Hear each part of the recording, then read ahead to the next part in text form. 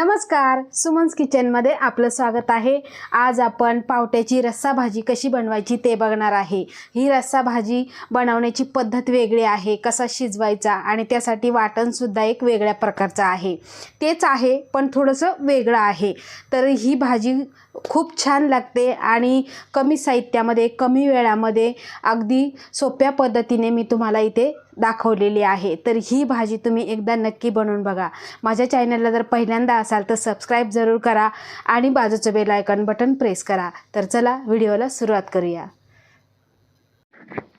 तर इथे पावट्याची रस्सा भाजी बनवण्यासाठी 1 कप इथे पावटा घेतलेला आहे आणि स्वच्छ करून घेतलेला आहे। आता हा परत आपण एकदा स्वच्छ धुवून घेऊ। तर आता आपण भाजी वेगळ्या पद्धतीची बनवणार आहे। तर ही वेगळी पद्धत म्हणजे आधी आपण पावटा शिजायला घालणार आहे। तर कढई गरम करायला ठेवलेली आहे आणि त्या कढईमध्ये आपल्याला आवडीप्रमाणे तेल घालायचं आहे। इथे मी 2 चमचे तेल घालणार आहे, तुम्ही तुमच्या आवडीप्रमाणे तेल घालायचं आहे। आता तेल छान गरम झालं की त्यामध्ये अर्धा चमचा मोहरी, अर्धा चमचा जिरं घालून घ्यायचं आहे आणि हे छान फुलू द्यायचं आहे। फुलल्यामुळे काय होतं, आपल्या ज्या भाजीमध्ये छान अशी चव उतरते।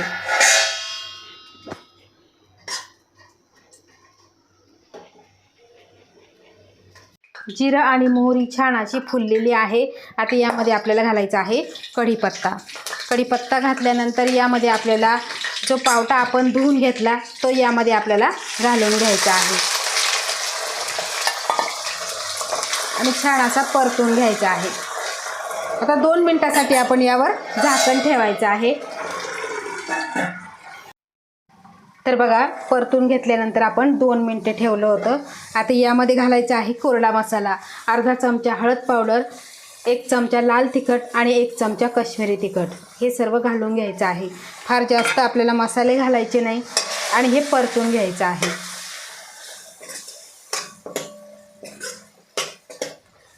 तर आता परत 2 मिनिटासाठी आपण हे झाकून ठेवू।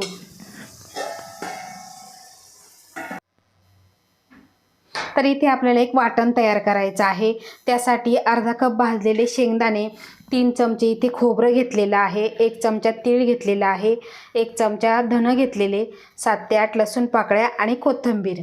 आता शेंगदाणे, खोबरं, तीळ आणि धणे हे सर्व आपण भाजून घेतलेलं आहे। आता एका मिक्सरच्या भांड्यामध्ये हे घालून आपल्याला पाणी घालून वाटण तयार करायचं आहे।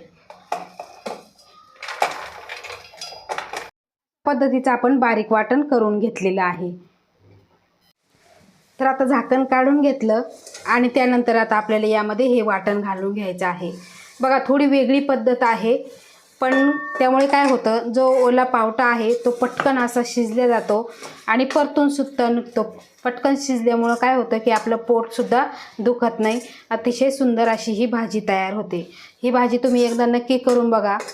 आवडली तर 1 भाकरीऐवजी 2 भाकरी तुम्ही नक्की खाल। एवढी सुंदर आणि टेस्टी ही भाजी तयार होते। आता यामध्ये आपल्याला पाणी घालायचं आहे। तर इथे मी गरम पाणी घालणार आहे। तुम्हाला किती घट्ट पातळ त्यानुसार पाणी घालायचं आहे। तर इथे मी 2 ग्लास गरम पाणी करून घेतलेलं आहे, ते यामध्ये घालणार आहे।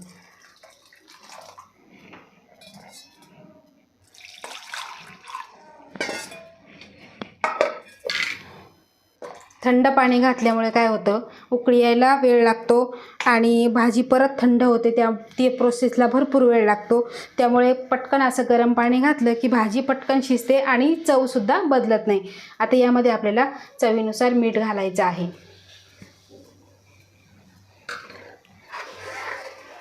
ही भाजी एकदा मिक्स करून घेऊ। तुम्ही इथे बघू शकता, खूप सुंदर अशी ही भाजी तयार होते।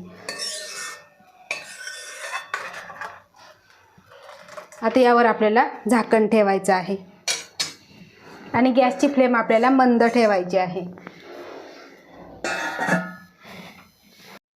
तर तुम्ही इथे बघू शकता, आपली पावट्याची रस्सा भाजी छान अशी शिजलेली आहे। खूप अशी पटकन शिजल्या जाते आणि